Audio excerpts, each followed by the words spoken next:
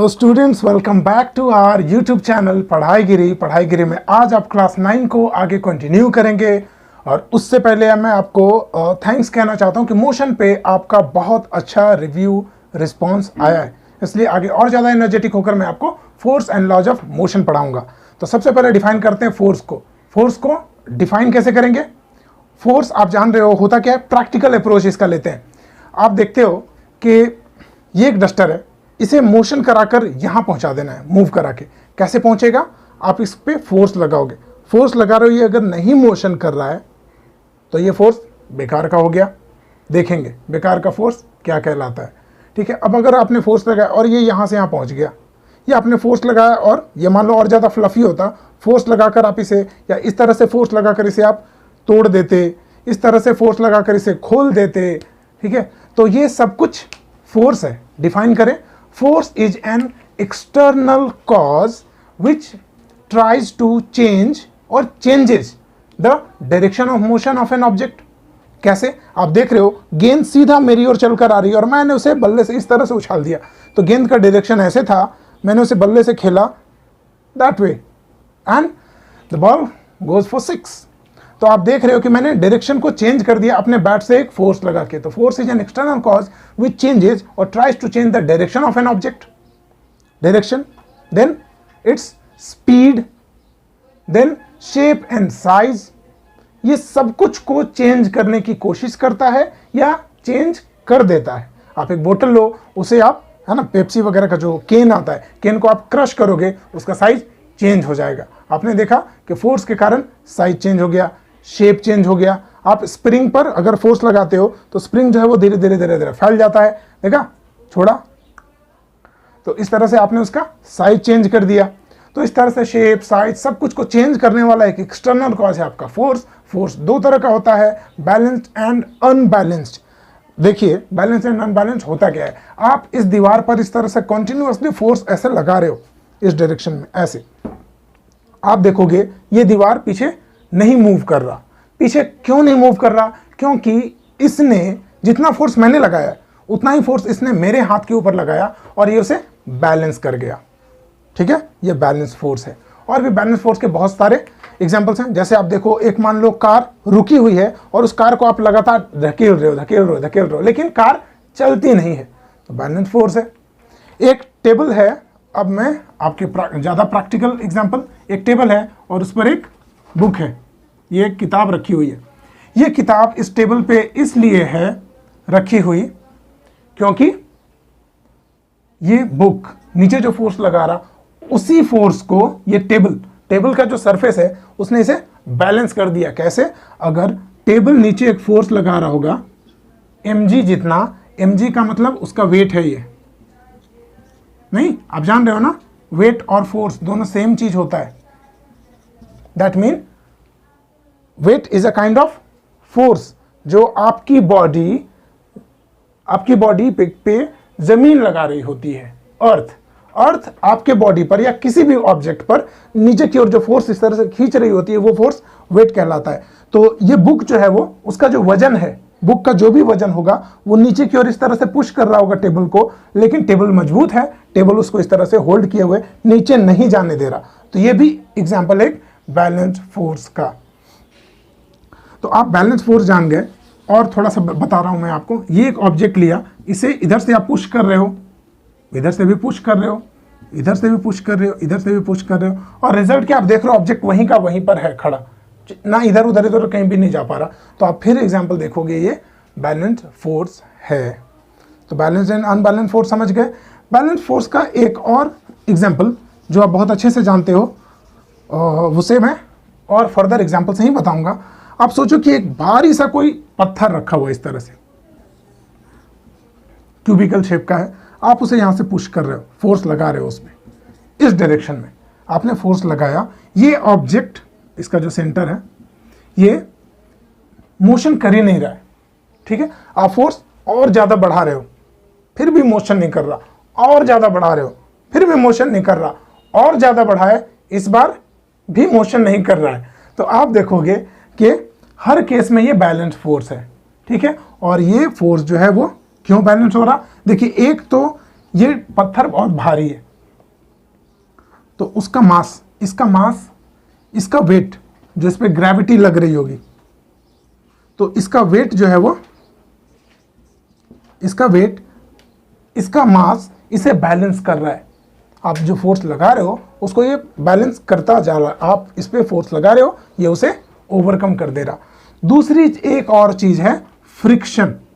आप जिस डायरेक्शन में मोशन करते हो या कराते हो, जिधर भी डायरेक्शन में आप मोशन करो, उसके जस्ट ऑपोजिट में एक अनवांटेड, कभी कभी ये वांटेड भी होता है, अनवांटेड फोर्स आपका अपने आप कम्स टू एन एग्जिस्टेंस, अपने आप आ जाता है। वो फोर्स है फोर्स ऑफ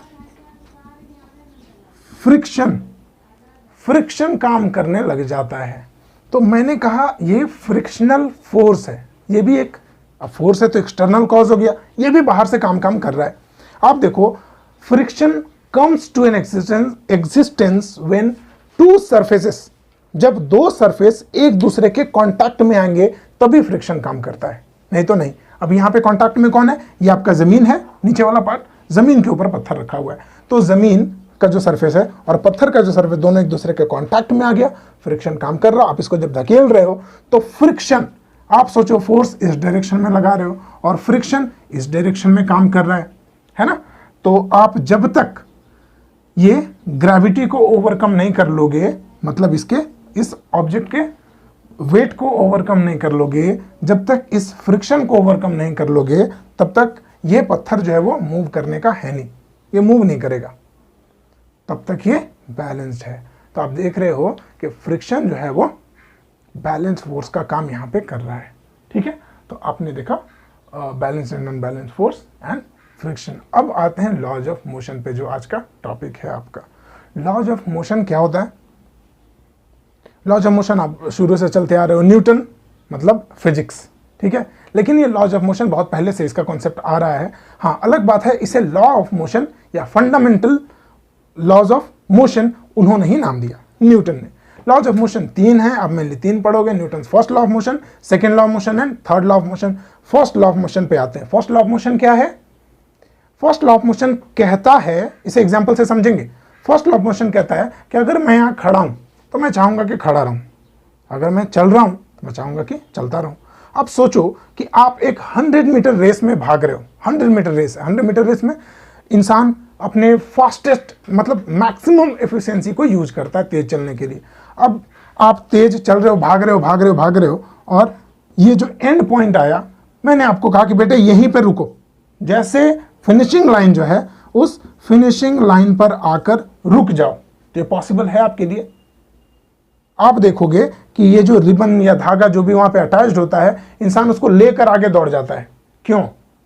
क्योंकि वो जो इंसान था, जो भी, वो अपने फास्टेस्ट या मैक्सिमम एफिशिएंसी में था, वो बहुत तेज दौड़ रहा था और एकाएक आप उसको रुकने बोलोगे तो वो रुक नहीं पाएगा, ड्यू टू इनर्शिया।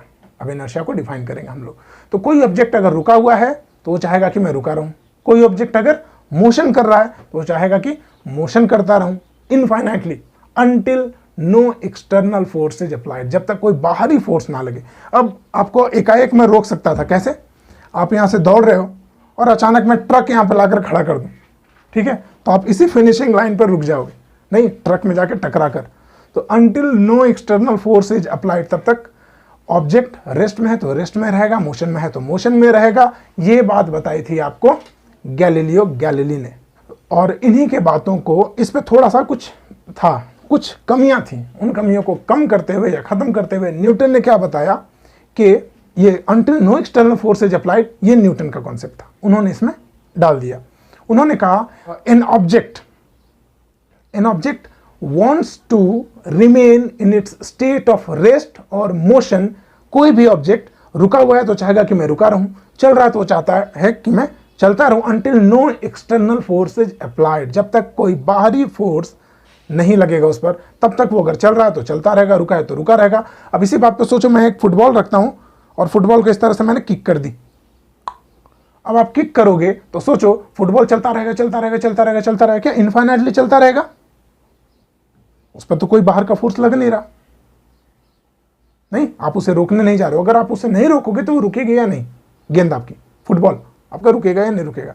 आप देखोगे वो रुक जाएगा, क्योंकि घास और फुटबॉल दोनों सरफेस एक दूसरे के कांटेक्ट में आए, और कांटेक्ट में आए तो फ्रिक्शनल फोर्स लगा, और फ्रिक्शनल फोर्स लगा, साथ ही साथ एयर रेजिस्टेंस भी होता है, हवा का भी रेजिस्टेंस होता है। हवा भी फ्रिक्शन ऑफर करता है। हवा के फ्रिक्शन को काटने के लिए ही बॉडीज को स्ट्रीमलाइंड बनाए जाते हैं। स्ट्रीमलाइंड आप ऑब्जेक्ट का नाम सुने हो?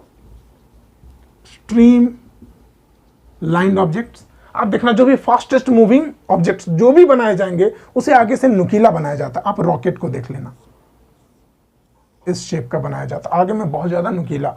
आप कार को देख लेना, जो फास्टेस्ट मूविंग कार है उन्हें बहुत ज्यादा स्लैंटिंग इस तरह से बनाया जाता है आगे से। आप मछलियों को देख लो, आगे में ऐसे होते हैं। और जो भी सबसे ज्यादा फास्ट मूविंग जो भी आपको बनाना है, प्लेन्स को आप देख लो, तो जो भी शेप, बर्ड्स को देख लो। अब मैं बोलता जा रहा हूं, मुझे एग्जांपल्स याद आते जा रहा है, तो आप बर्ड्स को देख लो। आप सबको देखोगे स्ट्रीमलाइंड बनाया जाता है। क्यों?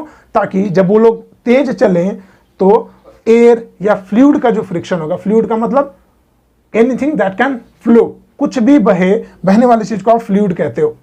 तो water is a fluid, water भी फ्लूइड है। तो आप अगर ये फिश है और फिश इस डायरेक्शन में स्विम करेगी और पानी जो है ना वो टकराकर ऐसे यहां से ऐसे मूव कर जाएगा, समझ रहे हो? इसीलिए ऑब्जेक्ट्स को स्ट्रीमलाइंड बनाया जाता है। ये अगर मान लो प्लेन है तो प्लेन से टकराकर हवा इस तरह से चली जाएगी। फ्रिक्शन मिनिमम आप ऐसे ही कर सकते हो। ये रॉकेट है, रॉकेट को तो बहुत ज़्यादा तेज चलना होता है। ये कार है, कार से भी टकराकर हवा इस तरह से डायरेक्शन चेंज कर जाएगी। अब ट्रक देखो, ट्रक के सर्फेसेस को आप देखते होंगे ऐसा बना हुआ रहता है। आप जान रहे हो कि ट्रक को ज़्यादा मैक्सिमम स्पीड वैसा अटेन करना नहीं होता, क्योंकि वो लगेज स्पेशली ढोने के लिए बनी है, रेस लगाने के लिए बनी नहीं है, इसलिए वो स्ट्रीमलाइन उनको नहीं बनाया जाता। फिर भी आप ट्रक्स में भी देखोगे कि आगे में इस तरह से शेप दिया हुआ रहता है। ठीक है, ये इतनी सी बात थी। हाँ तो बच्चों, आपको डेफिनेशन को लेकर कोई कंप्लेन हो तो आप बीच बीच में नोट्स के लिए रेफर कर लेना। ठीक है, अब मैं कोशिश करूंगा कि बीच बीच में हमारे वीडियोस में नोट्स भी आ जाएं रिटन फॉर्म में, ताकि कुछ आलसी बच्चे जो नहीं लिख पाते हैं वो लिख पाएं या उनसे देखकर पढ़ पाएं। तो आइए अब डेफिनेशन फॉर्म में पढ़ते हैं फर्स्ट लॉ ऑफ मोशन को।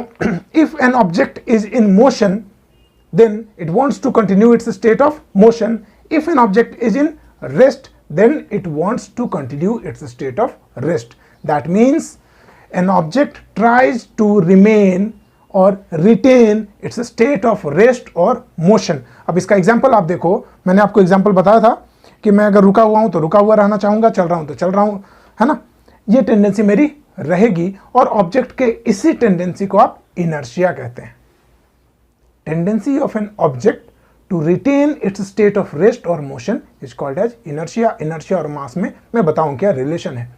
पहले कुछ एग्जांपल्स देख लेते हैं। आप एक कार में ट्रैवल कर रहे हो, कार में अचानक से आप बैठ रहे थे और बैठकर इधर बात कर रहे थे, दोस्त से हाय बाय होता है ना, बात वाली बात कि चलो ठीक है मिलेंगे ऐसे वैसे। उसी बीच में ड्राइवर आपका कार आगे चला लेता है, तो आप देखोगे आप पीछे की ओर इस तरह से हो जाते हो।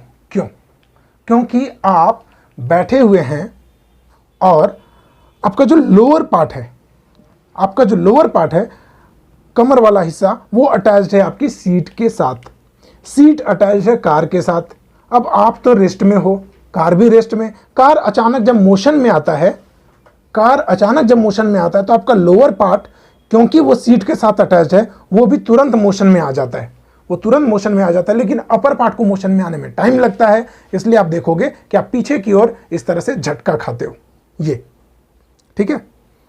दूसरी बात, अब आगे चलकर वो ड्राइवर को अचानक उसे लगता है कि नहीं मैंने गलत टाइम पर कार आगे बढ़ा दी, तो वो आगे चलकर ब्रेक्स लगा देता है थोड़ा आगे बढ़ाकर। तो आप जैसे तैयार हो गए थे, आपकी बॉडी कार के साथ मोशन करना शुरू कर दी थी, अब अचानक जब कार में ब्रेक लगता है तो कार जो है वो तुरंत स्टेबल हो जाता है, रुक जाता है। लेकिन आपकी बॉडी मोशन करना शुरू कर दी थी, इसलिए वो चाहती है कि मैं मोशन करता रहूं।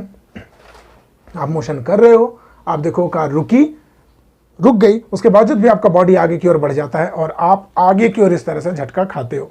ठीक है, समझ गए? ये इनर्शिया है। क्योंकि आपका बॉडी रुका हुआ था, वो चाहता है कि मैं रुका रहूं। क्योंकि आपका बॉडी चल रहा था, वो चाहता है कि मैं चलता रहूं। और रिजल्ट आप देख रहे हो क्या क्या कुछ होता है।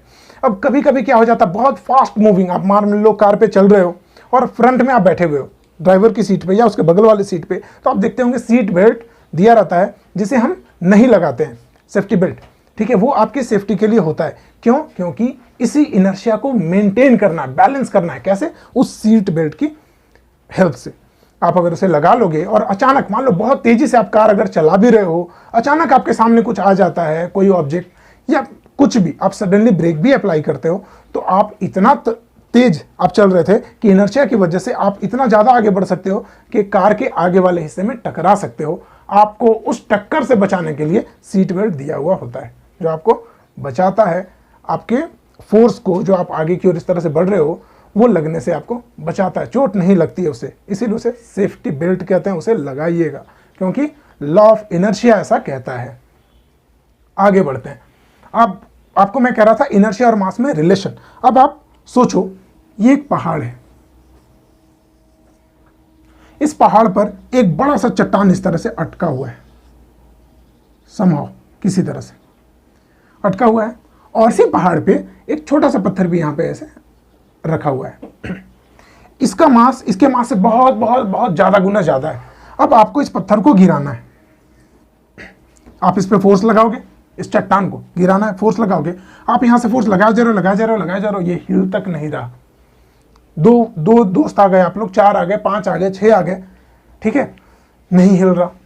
नहीं हिलने का मतलब ये है कि ये रेस्ट में है और ये चाह रहा कि मैं रेस्ट में ही रहूं, मैं हिलने वाला हूं नहीं, ठीक है। इसका मतलब इसकी टेंडेंसी बहुत ज़्यादा है रेस्ट को मेंटेन करने की। इसका मतलब इट हैज़ हायर इनर्शिया, इसका इनर्शिया आप देखोगे बहुत ज़्यादा है। अब ये इनर्शिया ज़्यादा है, आप समझ गए क्यों।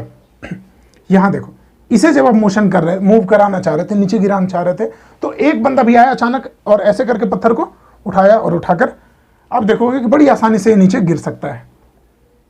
इससे आपको पता चला ये अपनी टेंडेंसी ऑफ रेस्ट में रहने की टेंडेंसी को बहुत जल्दी लूज कर जाता है सेकेंड वाला पत्थर।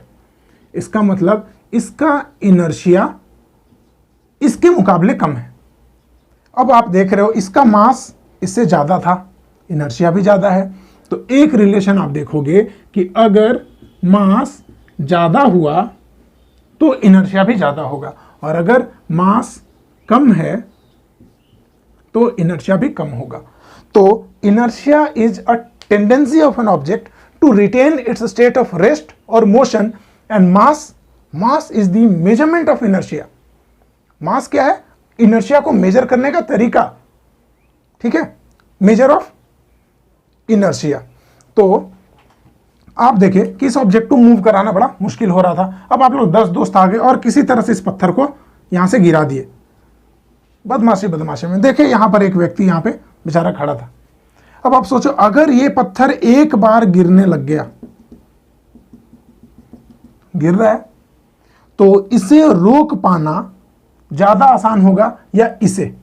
ये भी पत्थर ऊपर से गिर रहा है, तो बताओ इस पत्थर को रोक पाना ज्यादा आसान होगा या इसे? आप देखोगे इस पत्थर को रोक पाना ज्यादा आसान होगा, ठीक है, क्योंकि ये रेस्ट में था। आपने देखा इसे रेस्ट से मोशन में लाना भी आसान था और इसे मोशन में लाना ज्यादा मुश्किल था। अब ये एक बार मोशन में आ गया तो इसे रेस्ट में लाना भी मुश्किल होगा, और इसके मुकाबले इसे रेस्ट में लाना ज्यादा मुश्किल होगा। तो आप देखोगे अगर किसी ऑब्जेक्ट का इनर्शिया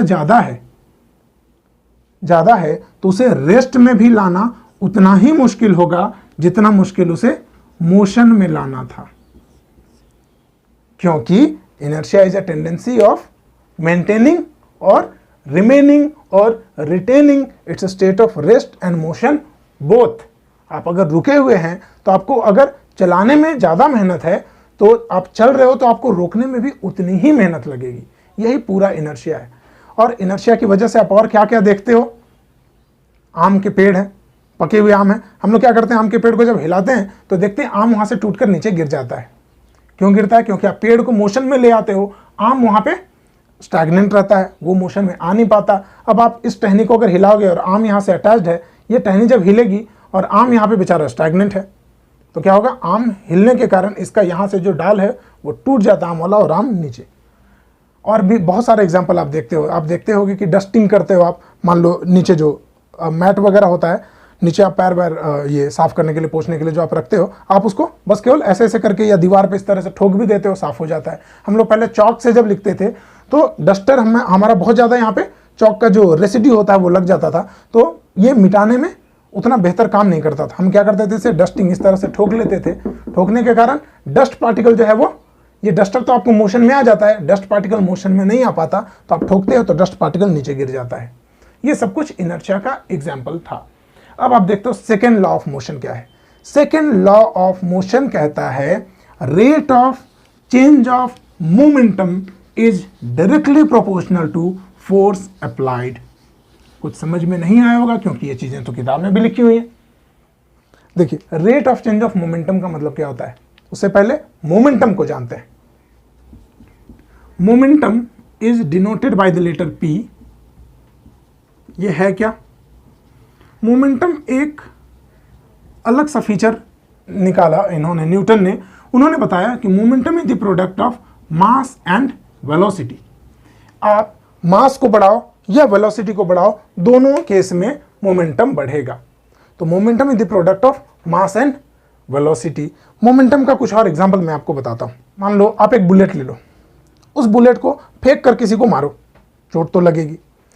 अब उसी बुलेट को आप उठाओ और गन में डालो और फिर शूट करो, उस केस में भी चोट लगेगी, लेकिन सेकंड केस में चोट इतनी ज़्यादा गहरी होगी कि इंसान मर भी सकता है। ठीक है, तो आपने क्या किया, मास तो वही था बुलेट का, मास वही था, वेलोसिटी को आपने चेंज किया है, तो मोमेंटम चेंज हुआ। मोमेंटम का केस और भी बहुत सारे एग्जांपल्स आप इसके देखेंगे। पहले थोड़ा सा डिफाइन करते हैं सेकेंड लॉ ऑफ मोशन को। सेकेंड लॉ क्या कहता है? ये कहता है rate of change of momentum, मैंने बताया आपको ये मोमेंटम है, rate of change of momentum is directly proportional to force applied. Momentum, force applied, और रेट जहां आपकी बात हो तो आप समझ जाना टाइम है। रेट मैंने आपको पहले वाले चैप्टर में बताया था कि रेट आप टाइम को समझना कि टाइम के रिस्पेक्ट में चेंज, मोमेंटम में टाइम के रिस्पेक्ट में जो भी चेंज होगा वो change is proportional to force applied. इस फोर्स को कभी कभी आप ऐसे भी लिखते हो, unbalanced force applied. Unbalanced force applied is directly proportional to change of momentum. अब मोमेंटम में कैसे चेंज आएगा, आप एग्जांपल देख लो। एक ऑब्जेक्ट है ए, इसकी इनिशियल वेलोसिटी u, इसका मास m, इसकी फाइनल वेलोसिटी v। शुरू में u वेलोसिटी से चल रहा था, फिर ये धीरे धीरे उसके ऊपर कोई फोर्स लगा होगा, अनबैलेंस फोर्स। ये u वेलोसिटी से चल रहा था, आपने इस पे फोर्स लगाया f, और ये वेलोसिटी u से चेंज करके v तक पहुंच जाता है, और u से v पहुंचने में से t टाइम लग जाता है। ये सब कुछ आपको याद आ रहा होगा, एक्सेलरेशन वाला। तो आप बताओ मोमेंटम में क्या चेंज आया। मोमेंटम आप निकालोगे मास इनटू वेलोसिटी, तो मास इनटू इनिशियल वेलोसिटी आप पहले निकालना, ये हो गया इनिशियल मोमेंटम।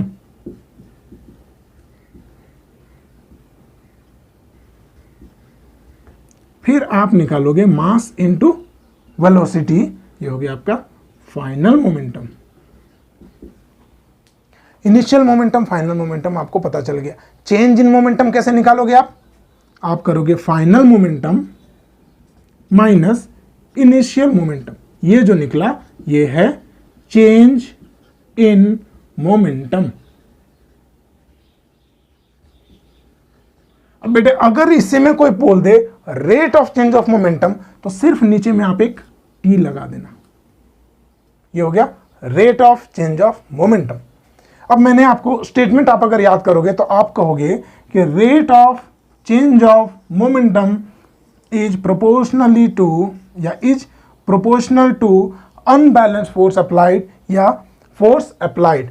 तो ये स्टेटमेंट है आपका सेकेंड लॉ ऑफ मोशन का।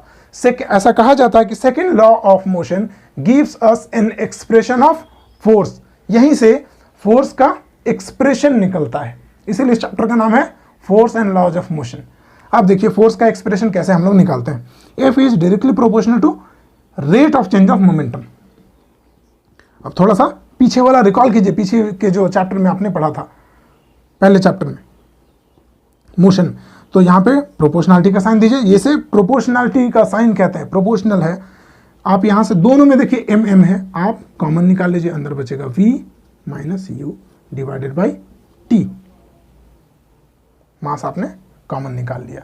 अच्छा, अगर गौर फरमाएं तो ये आपको एक्सप्रेशन कहीं देखा हुआ लग रहा होगा, v minus you by T.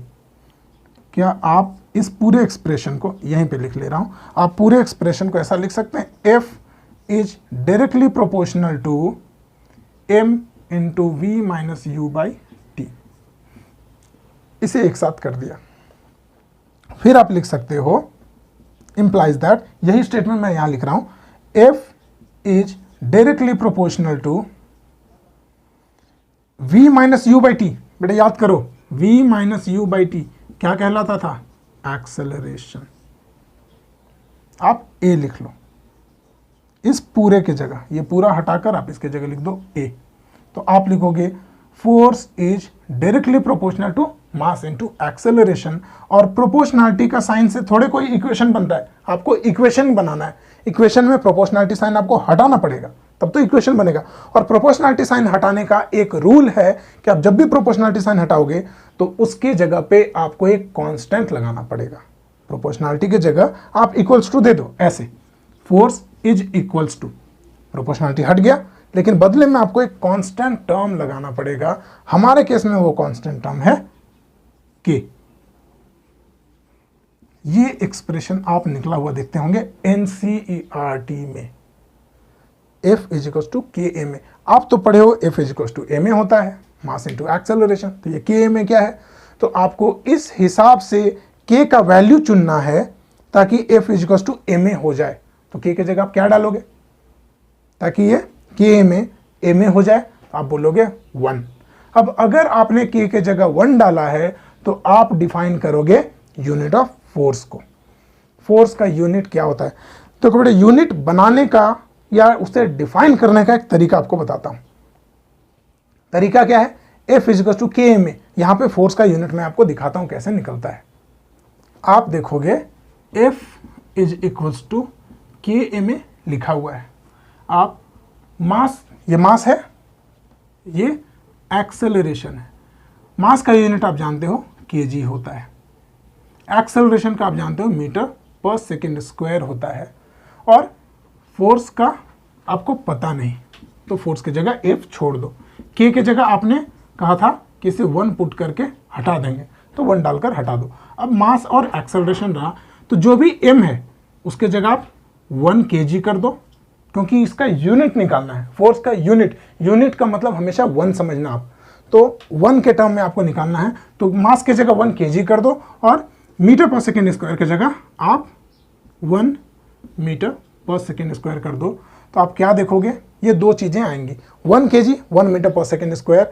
तो फोर्स का डेफिनेशन, फोर्स का जो एक यूनिट जो निकलेगा, फोर्स का यूनिट आपको पता है कि आप न्यूटन लिखते हो, फोर्स का यूनिट न्यूटन लिखते हो।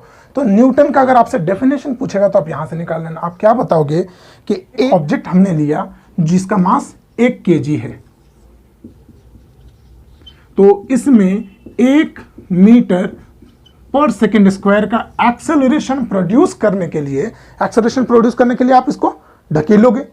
तो 1 मीटर पर सेकेंड स्क्वायर का एक्सेलरेशन प्रोड्यूस करने के लिए आप जो फोर्स लगाते हो वो फोर्स ही 1 न्यूटन कहलाता है। This is the definition of Newton. The force required to give an acceleration of 1 meter per second square to an object of mass 1 kg is known as 1 Newton. 1 kg मास के किसी object में 1 metre per second square का acceleration produce करने के लिए जितना force लगेगा वही फोर्स 1 न्यूटन कहलाता है। ठीक है, न्यूटन या फोर्स, इससे आप वेट को भी मेजर करते हो, या आप कहते हो कि वेट जो होता है वो एक काइंड ऑफ फोर्स है, मैंने आपको बताया था। तो इसीलिए अब आप जान रहे हो कि W इज इक्वल्स टू ए में होता है, फोर्स इज इक्वल्स टू ए में होता है, इसीलिए वेट इज इक्वल्स टू भी ए में ही होता है। लेकिन इस केस में एक्सेलरेशन की जगह आप G डाल देते हो, क्योंकि वेट जो होता है वो ग्रेविटी के टर्म में आप निकालते हो। ये जी क्या है, एक्सेलरेशन ड्यू टू ग्रेविटी, जिसे हम ग्रेविटी वाले चैप्टर में बेटर वे में जानेंगे। तो बेटा जो थ्योरीज पढ़े उस थ्योरीज के बेसिस पे आप कुछ क्वेश्चंस करो। फिलहाल एक क्वेश्चन आपके बोर्ड पे है, आप इसे देखो। बचे हुए क्वेश्चंस आप एनसीईआरटी के सारे क्वेश्चंस एग्जांपल्स ट्राई करना। अगर आपने थ्योरी बेटर पढ़ा है तो आपको सब कुछ समझ में आएगा।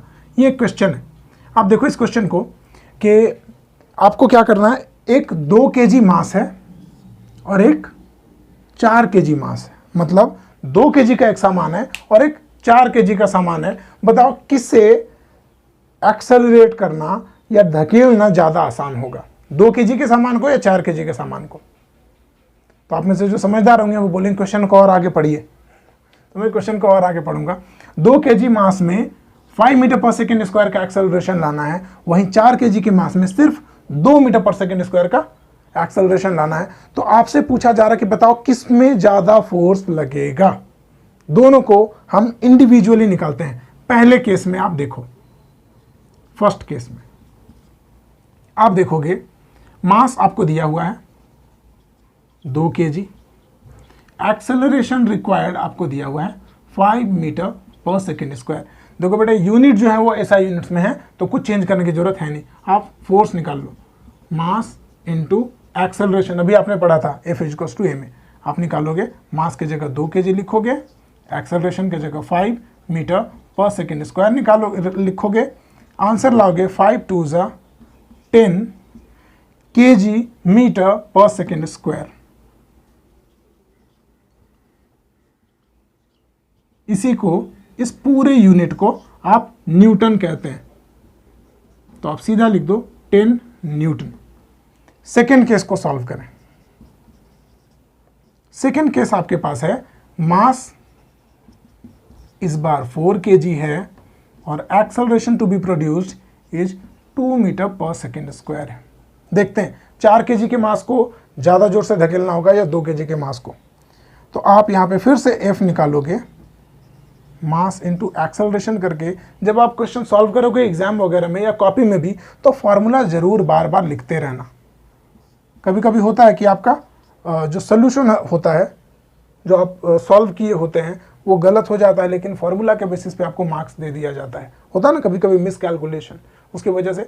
तो फॉर्मूला आपका देखकर या बाकी के सब कुछ पैटर्न्स को देखकर आपको मार्क्स दे दिया जाता है। तो मैं ये नहीं कह रहा हूँ कि आप कैलकुलेशन गलत करना और फॉर्मूला पे ही मार्क्स लाना, लेकिन जो मिसफॉर्चून हो जाए तो भी आपके लिए कुछ अच्छा होगा जब आप मार्क्स उठा लोगे गलत करने के बावजूद भी। तो मास डालो 4 kg, एक्सेलरेशन डालो 2 मीटर पर सेकेंड स्क्वायर, और इसको कैलकुलेट करोगे आप तो 4 2 = 8 kg metre per second square आएगा, जिसे आप इतना भी छोड़ सकते हैं या आप इसे लिख सकते हैं 8 न्यूटन। मैंने कहा 1 kg metre per second square is equivalent to 1 newton. आप देखो आंसर आया यहाँ पे 10 न्यूटन, यहाँ पे आप लाए हो 8 न्यूटन। तो देखो which force is greater, first case में तो पहला वाला फोर्स जो है वो ज़्यादा होगा। अगर ये मैं F1 लिख दूँ और इसे F2, तो आप लिखोगे F1 is greater than F2, so this object will require more force. कितना ज़्यादा? 2 न्यूटन ज़्यादा चाहिए होगा। यहाँ पे 10 है और यहाँ पे 8 है, तो आप देख रहे हो ये जो फोर्स है यहाँ पे जो F1 लगा है वो F2 से 2 न्यूटन ज़्यादा है। तो 2 kg वाले मास में आपको ज़्यादा फोर्स लगाना पड़ेगा अगर उसे acceleration 4 metre per second square 5 metre per second square लाना है। तो इस तरह से बाकी के क्वेश्चन भी आप ट्राई कीजिएगा, सारे बनेंगे आई एम श्योर। तो अब नेक्स्ट लेक्चर में आप Newton's third law of motion पढ़ोगे, क्योंकि 3 लॉज हैं, और law of conservation of momentum पढ़ोगे। इन दोनों से बहुत क्वेश्चंस आते हैं, law of conservation of momentum से और सेकंड लॉ ऑफ मोशन से। तो आगे का सेशन में आप बने रहेंगे ही, और कुछ इंपॉर्टेंट क्वेश्चंस हम लोग सॉल्व कर लेंगे आगे वाले सेशन में। ठीक है।